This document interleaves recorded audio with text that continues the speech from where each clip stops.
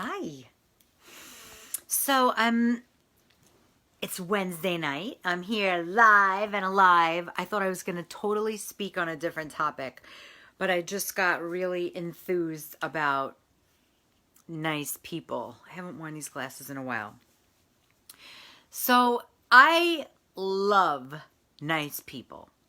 And today I had a moment of just like having a meet-in with a nice person, and I was so energized about it. And so I put a post, and then some fly amazing women, hey Rebecca, hey Kate, started to chime in. And I was like, you know what? I think we need to talk about this. And I am, happy thoughts. Like, so I've been a people pleaser for most of my life because I wanted to avoid conflict. Anybody have that where they were just like, I'd rather just do it. Hey, Allison, I got inspired by watching your talk. So today I do a weekly food run for Rockaway Mutual Aid. And one woman, she's like, I'm not going to be home. Can you leave it with the neighbors under a chair or whatever? So I went to the person's house. What's up, Angela? And the woman was there futzing with the lock, and she couldn't open it. And I was standing there in the dark with this bag of groceries, and I didn't want to interrupt her. I didn't want to annoy her. I didn't want to scare her because it was already dark and she didn't see me and she couldn't get the key in the lock. And meanwhile, I'm supposed to be leaving the groceries there. And I'm like, fuck, I don't want to do this. What should I do? I'll wait for her to notice me.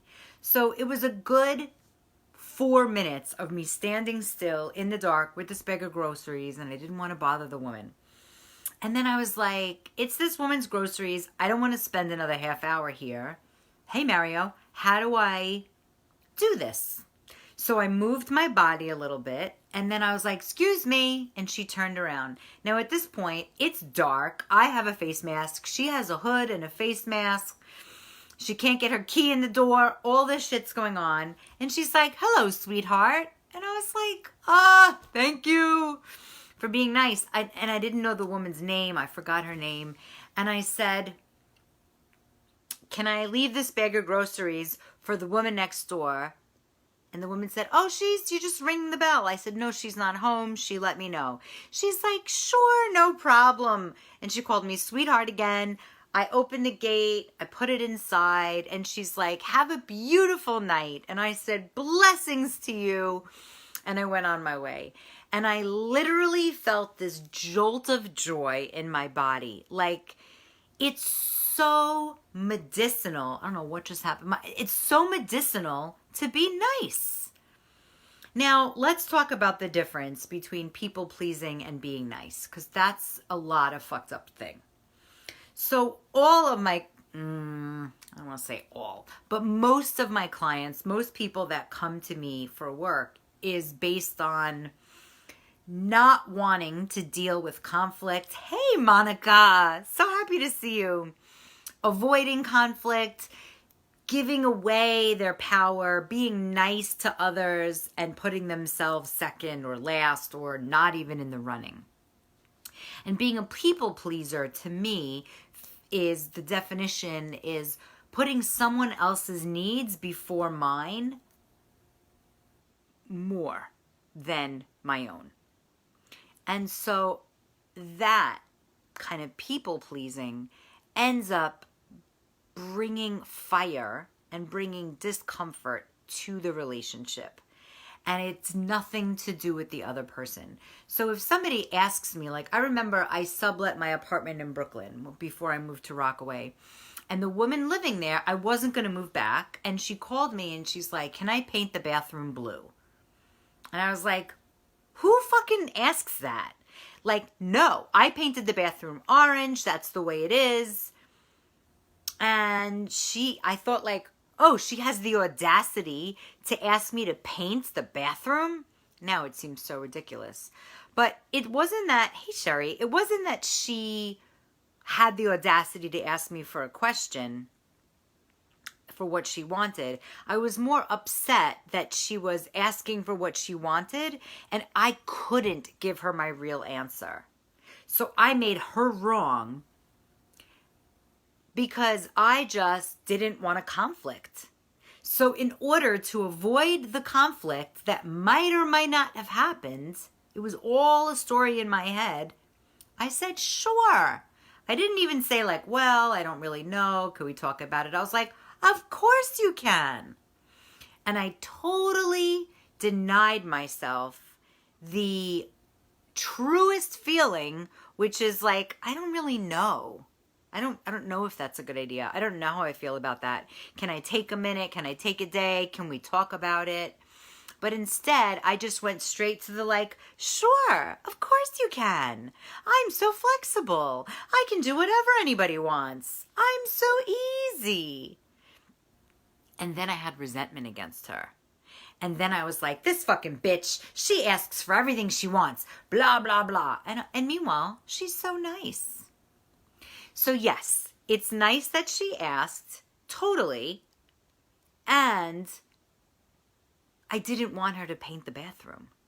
And there was no reason except that I was jealous that she had the courage to ask me. I would never ask anybody to do that. That's on me. It has nothing to do with her. Of course, now with all the work I've done on boundaries and asking for what I want and having that feeling of discomfort and being like, oh my God, if I really ask for what I want, that person is not going to like me. They're going to deny me. They're going to think I'm an asshole. And I made her so wrong that I kept her in my head as an asshole. And I made up more stories about why she's an asshole. So when I people pleased, that's one example, but I've done this my whole life. In dating, in friendships, when I did that, it had to backfire against me. Because I could have easily, she asked me, I could have said, actually, I don't think it's a good idea. She might have been like, okay, no big deal. But in my head, my story was, when I say no, somebody's going to be mad at me. And then they're going to hate me. They're going to be mean to me. And they're going to tell everybody that I'm mean and don't be my friend. Now, saying this all out loud, it's very young. It's very Carl Jung. He's the one that talked about the inner child. But it's very little girl Shane who's like, I still want you to be my friend. So I'm just going to say yes because if I say no, you might not like me and then you'll be mean. And it's that kind of stuff that gets in the way of relationships, that next time she asks me something, my teenager would have come out and been like, no. And I'll tell you, I mean, so much fucked up shit that I think that one instance created. So she asked me to paint the bathroom. I said, sure. And then I like bugged out about it. And she had all these, and she's a friend, by the way. This wasn't just a random subletter. And then she had all these plants. The story gets so ugly and she was nice to me. Holy shit. She had a lot of plants, so she had these hot lights on them. And so the electricity bill was really high. And for some reason, I don't know what happened. This was many years ago, let me just say. I didn't pay my rent for 2 months while she was living there. While she was living there, she got evicted. That's every reason to sue me, to be fucking really fucked up to me. And she didn't. She was like, it's actually okay. I wanted to leave anyway and blah, blah, blah. But what the fuck? Fast forward, I had electric bills that were really high that I didn't pay because I felt like she should pay them. I was so blindsided by my anger about the people pleasing in the bathroom that this amazing woman, I'm so embarrassed. I don't even know why I'm telling this part of this fucking story, was evicted under my watch, and I thought I should have her pay for that electric bill. So people pleasing is something that I also want to say, it's not just like happening in my world. Women in general have been trained to please. Be a good hostess. No? And it's so ingrained in our programming. It's so ingrained in our way of being. We're trained and we're told ourselves second and third and fourth and fifth. And then just suck it up and deal with it. And it's so healthy to still be nice, but not be pleasing. Like, it's like people pleasing basically is like saying, who cares about me? If you ask me for something, I'd love to give it.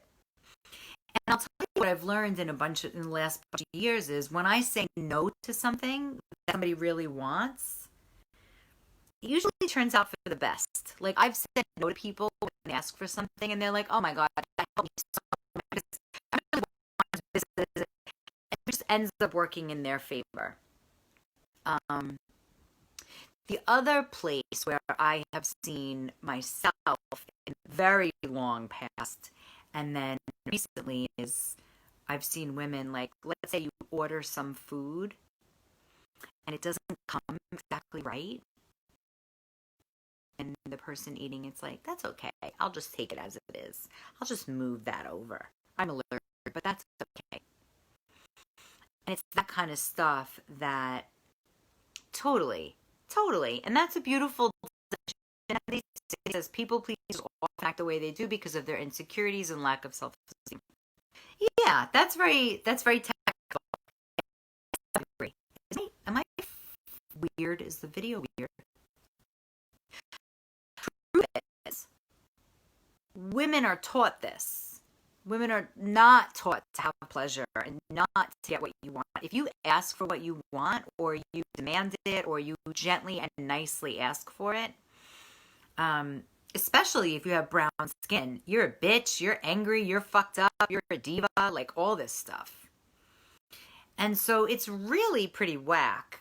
And to get and to be in connection with someone who's just genuinely nice, it feels really good. And so in all my clients, they're nice people. And it also gets in the way a little bit because that people pleasing is so in our blood.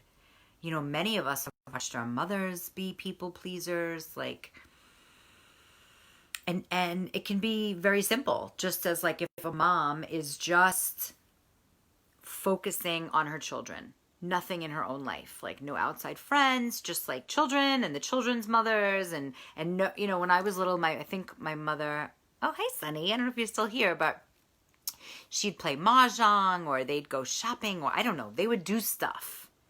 But to not have a life and to just be there for your family, it's lovely, but also it's very feels edgy to say it, but it's sort of like murder if the person who's like doing all the things and then like, woe is me, I have no time for myself, I don't do anything for myself. It's like you have to take it. You have to do it. You have to take it. And then, yes, Candace, exactly. And you have to take that time and lovingly know that everyone else will adjust. Yes. Oh, look at the powerhouses that are coming up here. Kate O'Connor, yes. Yes, totally. It builds so much resentment and victimhood. And then when a person people pleases and gives away their power and gives somebody else what they want over their own needs, that resentment piece is like a low-grade fever that doesn't go away. And then when the person asks for something simple, it's like, because you've been holding back case study of why that was wrong. Versus just saying like, no, thank you, that actually doesn't feel aligned right now. Yes, exactly. And so here's where the trauma bonding happens. If someone is a people pleaser and naturally gives and gives and gives and gives until they're desolate of any energy, they usually attract the takers, the people who are not conscious of their taking. And so if you're one or the other, typically I attract on this feed nice people because that's who I am. And I believe in laws of attraction. When people come, like I look at some women who have, yeah, oh my God, yes, this is so good. And Kate O'Connor, I want to say, has a course for brides, and I talked all about this, like how to get in and out of situations that are high intensity or high stakes. And if you're a recovering people pleaser, we just need through lines. A through line is an acting term where that's like what you stick with. Here's my through line. Oh, I'm sorry, that doesn't feel aligned. Thank you for asking. So like, well, I really need it. I could really use this from you. I really understand. It doesn't feel aligned right now. I'm so sorry. Is there a way I can help you get it from somebody else? So you're still making an offer. You're not being a bitch. You're not being an asshole, but you're just saying, I'm sorry, it's not for me right now. Because the truth is, if you agree to something that you don't want to do, guess what? You're going to be fucking late. You're going to do it wrong. You're going to have to overact because you really don't want to be there. And then you're going to feel guilty. It's just like you're creating a shit sandwich and then you're going to have to eat it. All right, Candace shares, takers will abuse the givers or the people pleasers. I used to be a people pleaser. I hated me, and the life lesson I learned was me taking care of me or protecting me was wrong. Yeah, it's so true. And especially around women. Like this is the part where I'm still constantly doing work because there's so much of a sisterhood wound. And if you don't know what a sisterhood wound is, it is catty, jealous, envious behavior that is based on comparing, conceding, like contrasts, like not being nice to each other and not being complimentary and not being your fullest self in the room with other people being full, because there's no room for two Jeeps here. And so growing up, we were taught to be friends. We were taught to just be like, fucking bitch, like, I'm prettier, I'm better. Cool, powerful girls hung together. They usually were fighting. And we've seen that on shows forever. What's up, Russell? Dallas or Falcon Crest, like the two powerhouses would always fight. We would see cat fights. You know, even in, let's say, Three's Company, Janet and Chrissy. Chrissy was dumb and Janet was smart, but Chrissy was pretty and Janet was okay. She was sexy brunette. But they never showed two beautiful, amazing women together because that's the way the patriarchy works. It's like, it's better if women are fighting. Oh, do I have a book that I want to share nearby? Fuck, I don't. Cooper, can you get me that book? Anyway, this goes back to when witches were burned many years ago and women worked together. And then men of the patriarchy were like, well, we can't have that. Women are sexual beings. They're crazy. So they moved women away from each other, and they were really successful at that. So now, in this goddess revival time, when women are helping and supporting and being graceful and complimenting each other, it's special, and it makes motherfuckers nervous. So, Dara's coming in. Yes.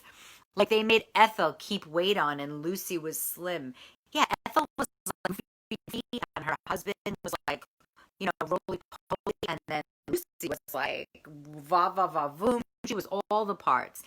And the Cuban Man, all the shows, they really never showed powerful women at the same time. And this is a huge piece to learn from movies, from entertainment, because we're relaxed. Ooh, Dara, you're about to write my copy. Yeah, they always put a frumpy friend, right? Let's think about all the shows, the frumpy, and even Bert and Ernie, right? Bert was slender and tall. Ernie was like dopey and short. They never put two powerhouses together. Wonder Woman, she worked alone. But men, they showed men working together. And this isn't a man-hating party. I'm just here to say, like, women are trained to be people pleasers. And I'll tell you, the extreme opposite of a people-pleasing woman is a very masculine, domineering woman that takes the fucking reins and actually acts like a wounded man. That's on the other end of the extreme. But so many women, myself included, have struggled to advocate for ourselves, to stick up for ourselves. And there's still work to be done, And, there's a woman that I love. We do a morning ritual together. And a lot of days I share and she shares who we're jealous of. And we figure out like, oh, what do I really want? Because jealousy is actually a desire. So really just like reprogramming and opening up, like an unpacking, so that we don't just say like, oh yeah, that person, fuck them. Or like, oh, we don't talk to that person anymore. Because if we rule people out, we never learn. Because the most learning happens in relationship, right? It's like if we're hanging out alone, I'm fine. But when I'm with someone and it brings something up that's uncomfortable for me, it's not that it's uncomfortable for me. It's that I don't know what to do that's uncomfortable. Let me know if you follow me on that one. And so when we're being nice, it feels good. And that's the difference. There's the point there. When you're people pleasing, it doesn't feel good. You might automatically think like, how am I going to get out of this? Why did I say yes? I'm going to cancel tomorrow. I have to change other things around. Or people start to say things like, well, I could do that, but I have to rearrange my whole schedule first. As if to say, this is a lot of work for me and I hope you appreciate it. Instead of saying, this is a lot of work for me. If you really need me to do this, I can change my schedule, but I'd rather not. We're not taught those words. So it's not that people pleasers want to stay people pleasers.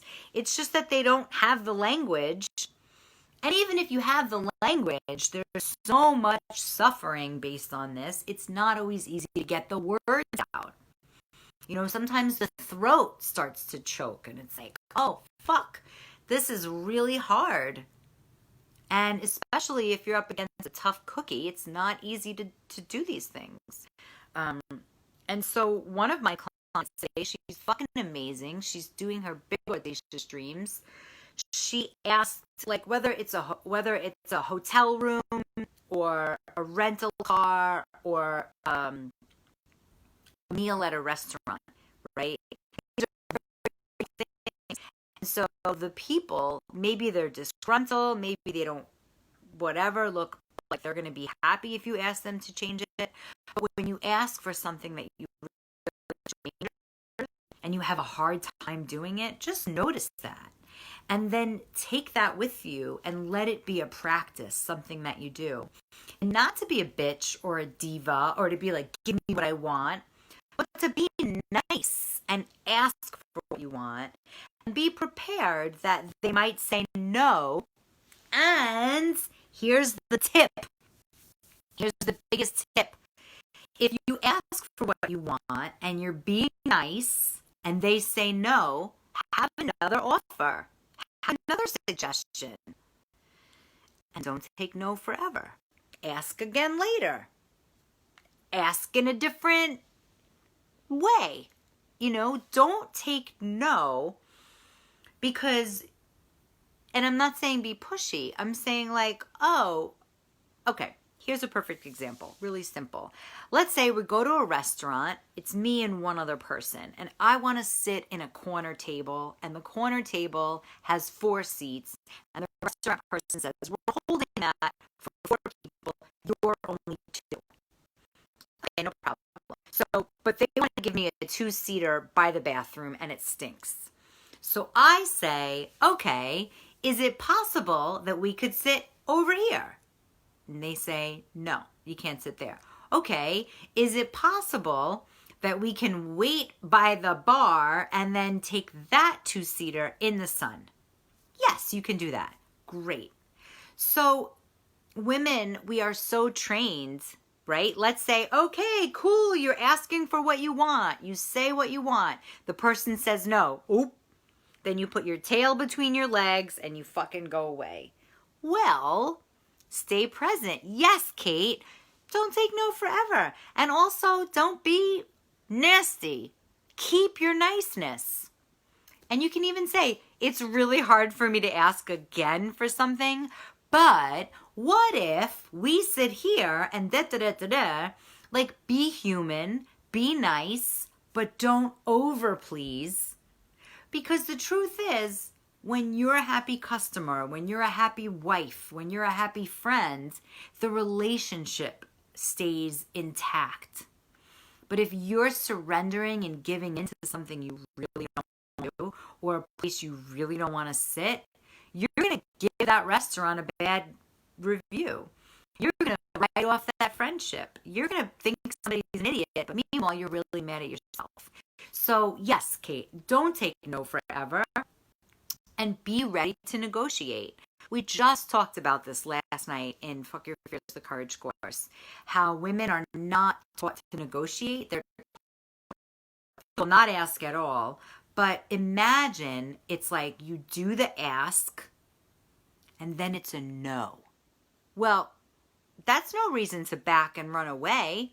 Then you just say, well, how about blah, blah, blah. So you bring levity.